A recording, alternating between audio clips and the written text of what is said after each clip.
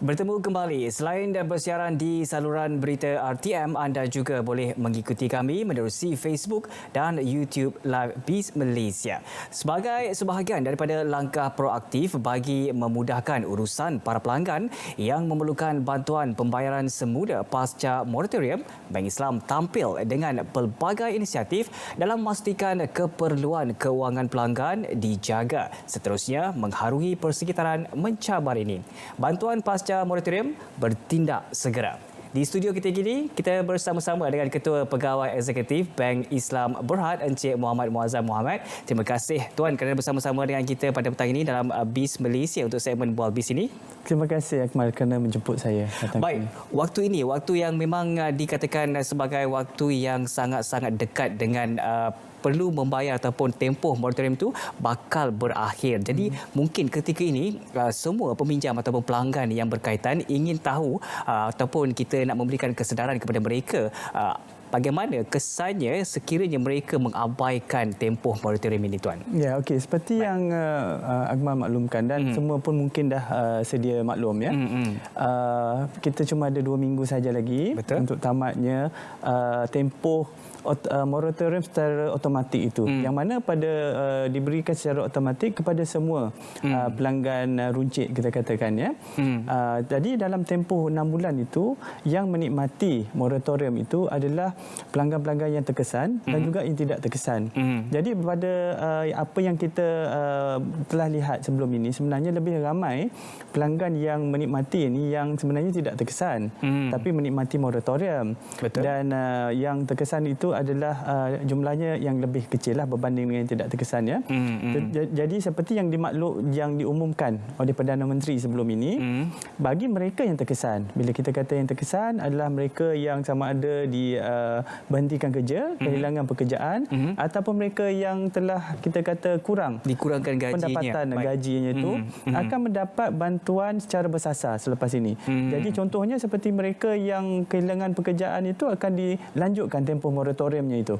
Okey, dan kepada mereka yang kurang gajinya itu, mereka akan kita kata dikurangkan instalmennya pada bulan Oktober nanti apabila telah bersambung tempoh pembayaran balik, tetapi mereka boleh mendapatkan pengurangan dari segi jumlah instalmen yang mereka perlu bayar. Jadi ini adalah bantuan yang kita berikan kepada mereka yang terkesan. Okey. Bagi yang lain, maknanya ini adalah masa untuk kita semua membuat persediaan untuk membuat bayaran balik lah, untuk sambung balik kita punya installment bermula pada bulan Oktober. Jadi seperti yang soalan itu tadi, apa akan berlaku sekiranya bagi mereka yang mungkin tidak terkesan ataupun mereka yang terkesan tetapi tidak menghubungi bank awal-awal ini untuk mendapatkan lanjutan moratorium itu pada bulan Oktober nanti.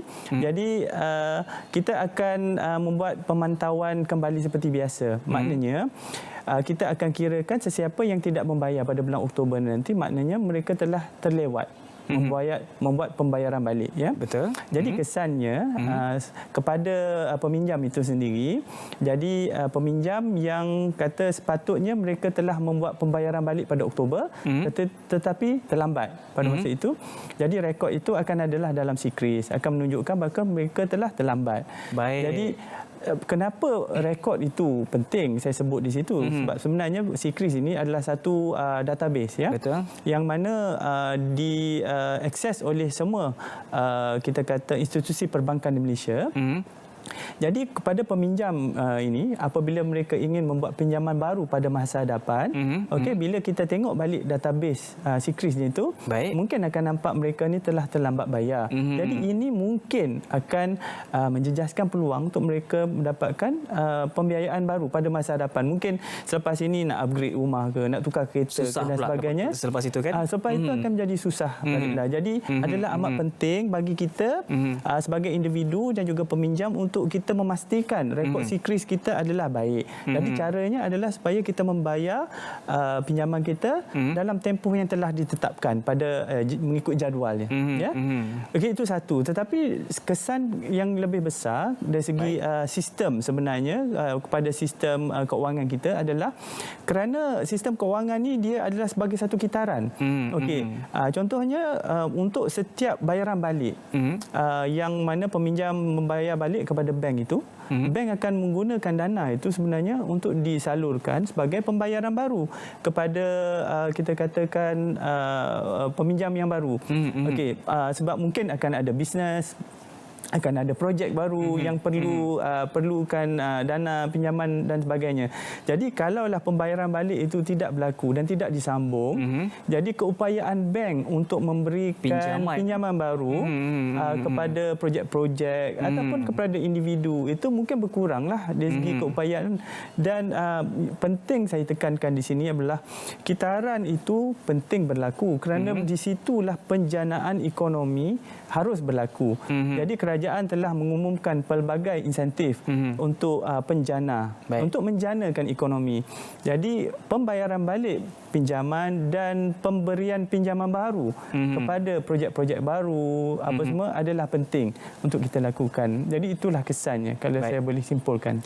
Baik, itu sangat menarik dan juga kita harapkan supaya para penonton kita dapat hadamkan apa yang kita maklumkan, apa yang kita kongsikan sebentar tadi berkenaan dengan kesan kepada mereka yang tidak mengendahkan ataupun mungkin tidak ambil tahu tentang akhir ataupun tempoh untuk moratorium itu diberikan kepada mereka, dan sekiranya mereka tertangguh sebulan dan data mereka akan masuk dalam SEACRIS, dan itu akan memberi kesan kepada mereka untuk membuat pinjaman yang seterusnya, dan juga nanti kitaran daripada pihak bank juga akan berlaku terjejas menerusi kitaran itu. Dan saya tertarik dengan mungkin inisiatif yang dilaksanakan daripada Bank Islam sendiri berkenaan dengan kaedah-kaedah yang untuk mendekatkan ataupun bagi memudahkan para pelanggan ini untuk mendapatkan informasi terhadap pinjaman mereka. Selain daripada mungkin mereka boleh untuk menghubungi pihak Bank Islam, mungkin ada juga inisiatif lain yang dilaksanakan oleh Bank Islam. Okey, ya. Sebenarnya daripada awal lagi setelah sebulan lepas kita telah membuat persediaan untuk menghadapi situasi pasca moratorium ini dan dari segi maklumat telah kita sediakan kepada semua para pelanggan kita dan orang ramai di luar sana, dan kita telah membukakan pelbagai saluran kepada para pelanggan kita untuk mendapatkan maklumat ataupun untuk membuat permohonan untuk mendapat bantuan secara bersasar itu sendiri. Maknanya bagi mereka yang terjejas, yang kita telah minta datanglah kepada kami, bertemu dengan kami. Okey, dari segi saluran yang sedia ada yang telah kita buka, kita ada saluran. Tuan, kalau kita tengok di layar sekarang ni, kaca TV sekarang ni, mungkin Tuan boleh kongsikan sikit, boleh jelaskan sikit berkenaan informasi tersebut. Jadi maknanya ini adalah salah satu inisiatif yang kita lakukan pada hari Sabtu, telah kita lakukan pada 12 hari bulan September, dan juga kita akan ulang pada Sabtu 19 September di 10 cawangan kami akan buka pada hari Sabtu sebagai satu klinik. Maknanya sama ada ingin membuat permohonan untuk bantuan kita repayment assistance itu, extend moratorium kepada mereka yang terkesan, ataupun untuk membuat rundingan untuk mendapatkan macam mana cara saya nak menyelesaikan keuangan saya dan sebagainya. Jadi boleh datang ke cawangan kami seperti yang telah ditertera itu tadi. Dan selain daripada itu, kita juga terlibat dengan program repayment assistance campaign yang telah dianjurkan oleh Bank Negara. Sebelum ini telah berlangsung di dua lokasi, silap saya, di Kuala Lumpur, di Pulau Pinang, dan akan berlaku di beberapa lokasi lagi di negeri di bandar-bandar yang lebih besar. Di situ akan terdapat beberapa bank di satu tempat. Jadi untuk memudahkan kepada peminjam yang mempunyai pinjaman dengan beberapa bank pergi ke satu tempat, jadi boleh hubungi dengan bank masing-masing di sana. Selain daripada itu, Bank Islam bersama-sama dengan bank-bank Islamic banking yang lain, perbankan Islam yang lain di bawah banner iBeam juga akan melakukan kempen yang sama di beberapa lokasi yang lain. Maknanya beberapa perbankan Islam akan berada di satu lokasi untuk memudahkan pelanggan. Jadi pelbagai cara kita adakan supaya pelanggan akan senang berinteraksi dan mendapat maklumat untuk mendapat bantuan bersasaran.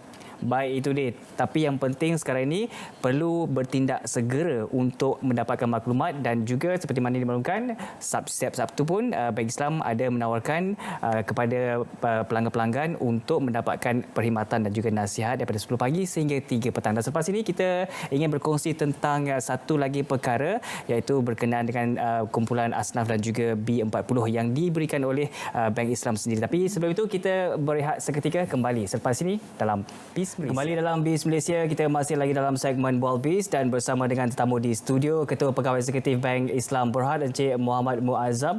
Muhammad yang membincangkan tentang bantuan moratorium selepas moratorium daripada Bank Islam sendiri. Sebentar tadi kita telah pun membincangkan ataupun memaklumkan kepada para penonton tentang bertindak segera untuk pasca moratorium ini, dan juga untuk waktu ini kita ingin tahu tentang bantuan kepada mereka yang mendapat pinjaman mengenai iTakat ini sendiri. Merupakan salah satu inisiatif sokongan kepada perniagaan mikro milik Asnaf dan juga B40. Dan sejak pelancarannya, berapakah jumlah permohonan yang diterima tuan? Dan daripada itu, berapakah permohonan yang layak dan jumlah pembiayaan serta dana zakat yang terlibat? Ya, okey, terima kasih. Jadi iTakat ini adalah satu program yang mana kita menggabungkan instrumen social finance, iaitu instrumen zakat ataupun wakaf dan sedekah, dengan juga instrumen perbankan iaitu microfinancing, dan kita tambah lagi another third component di situ dari segi latihan dan khidmat bimbingan, ya. Jadi seperti yang disebutkan tadi, dituju kepada usahawan mikro dalam kategori Asnaf. Dari segi bantuan yang diberikan kepada peserta lah kita kata yang dapat bantuan ini, selain daripada dapat pembiayaan mikro, mereka juga akan dibantu dengan sumbangan wang zakat. Dan mereka akan diberikan latihan dan juga bimbingan oleh kita punya change maker. Jadi untuk program yang pertama, yang perintis yang diadakan, Bank Islam melakukan program ini dengan kerjasama Majlis Agama Islam Wilayah Persekutuan dan juga SME Corporation. Jadi Bank Islam akan memberikan dari segi keuangan, pembiayaan, Mawib akan memberikan dari segi sumbangan zakat dan juga identification, ya, Asnaf itu sendiri, dan SME Corporation akan membuat latihan dan juga akan assignkan business counsellor. Jadi tujuannya adalah supaya usahawan yang kita bantu itu selain daripada mendapat bantuan keuangan, mereka juga mendapat bimbingan. Kerana hasratnya adalah supaya usahawan ini dapat kita bantu dan dapat kita nurturekan mereka supaya mereka dapat mengembangkan perniagaan selepas itu, dapat keluar daripada kita kata kategori Asnaf itu sendiri, akan menjadikan seorang yang kemudiannya membayar zakat dan kemudiannya akan bisnes boleh berkembang dan mereka akan layak untuk mendapatkan bantuan keuangan ataupun pinjaman keuangan daripada bank-bank komersial. Sebab masa sekarang mungkin mereka belum layak untuk mendapat keuangan itu sendiri. Baik. Jadi untuk program pilot yang telah kita laksanakan dengan Mawib, fasa pertama hampir 100 kita kata permohonan telah ada, dan kita telah dua batch peserta telah kita kata menjalani latihan, dan kemudiannya daripada itu kami dalam proses untuk kira bagi disbursement untuk dia punya pinjaman lah kita katakan, ya. Jadi dia baru saja sebenarnya pada bulan Julai hari itu dia punya latihan telah bermula lah, insyaAllah, dan kita akan pantau pada masa-masa hadapan. Jadi maknanya SME Corporation akan melakukan peranan itu. Baik, jadi kalau mungkin ada juga yang bertanya bagi kaki tangan kerajaan ataupun yang mempunyai gaji bulanan namun mereka mempunyai komitmen yang tinggi, adakah mereka berpeluang untuk mendapatkan iTakat ini? iTakat ini sebenarnya lebih ditujukan kepada peniaga kecil, peniaga mikro sebenarnya, bukan kepada mereka yang bergaji, ya.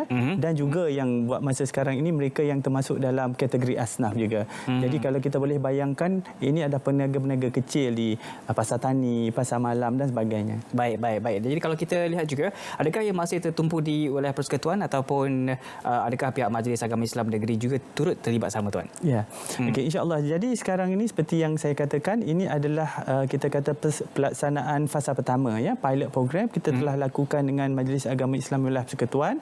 Model yang sama kita boleh guna pakai sebenarnya di Majlis Agama negeri-negeri lain. Sebenarnya, dan kita sekarang ini sedang membuat roadshow dan pergi bertemu dengan Majlis Agama Islam negeri-negeri lain untuk memberi penerangan dan menawarkan pakej yang sama, supaya harapan kami program ini kita dapat replicate di seluruh Malaysia. Baik. Jadi kalau kita kembali semula kepada moratorium sebentar tadi, kalau mungkin para pelanggan ingin tahu adakah pemotongan ataupun mula untuk membayar semula itu pada bulan Oktober ataupun pada bulan November. Contohnya mungkin pemotongan gaji mereka itu tidak dibuat pada bulan September ataupun potongan gaji mereka akan dibuat untuk bulan Oktober nanti, Tuan. Dia bergantung kepada kitaran cycle kita katakan, sebab setiap bank yang berbeza dia ada cut off date yang berbeza, tetapi secara umumnya pada bulan Oktober, maknanya potongan pada bulan Oktober itu sama ada awal bulan atau tengah bulan akan berlaku dalam bulan Oktober lah, bukan November. Sebab itu kita katakan dia akan disambung semula pada bulan Oktober. Baik, itu dia, dan semoga kita harapkan penjelasan yang diberikan itu dapat memberikan impak yang terbaik kepada para pelanggan. Dan mungkin soalan yang terakhir kita ataupun intipati yang terakhir kita nak tekankan kepada para pelanggan, para penonton kita berkenaan kesan kepada mereka yang mengabaikan ataupun tidak pembayaran selepas moratorium ini, Tuan. Silakan. Jadi saya menggesa dua lah saya kata kepada pelanggan yang terkesan, yang masih lagi belum tampil ke bank, datanglah sekarang. Jangan tunggu sehingga last minute kita kata, kerana buat masa sekarang ini Bank Islam kita ada komitmen bagi mereka yang datang yang terkesan, kita boleh proses dalam masa 4 hari bekerja. Tetapi kalau ramai-ramai sangat datang dah last minute, mungkin masa tu akan lebih masa ya. Baik. Jadi mereka yang terkesan datang, ada masa 2 minggu lagi datang kepada bank. Tapi bagi mereka yang tidak terkesan, tidak terjejas, kita pun faham kerana selama 6 bulan ini kita semua seperti mempunyai pendapatan yang lebih kerana kita untuk 6 bulan itu kita tidak perlu membuat pembayaran balik pinjaman. Jadi ini adalah masa untuk kita merancang balik perbelanjaan kita pada bulan 10 onwards ya, supaya kita dapat berdisiplin dalam menjaga pengurusan keuangan kita. Baik, terima kasih Tuan, dan juga kita harapkan semoga anda semua boleh bertindak dengan segera. Terima kasih kita ucapkan kepada tamu kita di studio, dan saudara BIS Malaysia edisi Khamis 17 September 2020 berakhir di sini. Terima kasih kerana setia bersama kami di saluran berita RTM. Maklumat sahih jenama dipercayai. Terus amalkan kawalan kendiri dan patuhi SOP Perintah Kawalan Pergerakan Pemulihan bagi membendung COVID-19. Sepenuhnya bulan kebangsaan, semarakkan semangat kekitaan dan kibarkan jalur gemilang. Salam hormat dan jumpa lagi.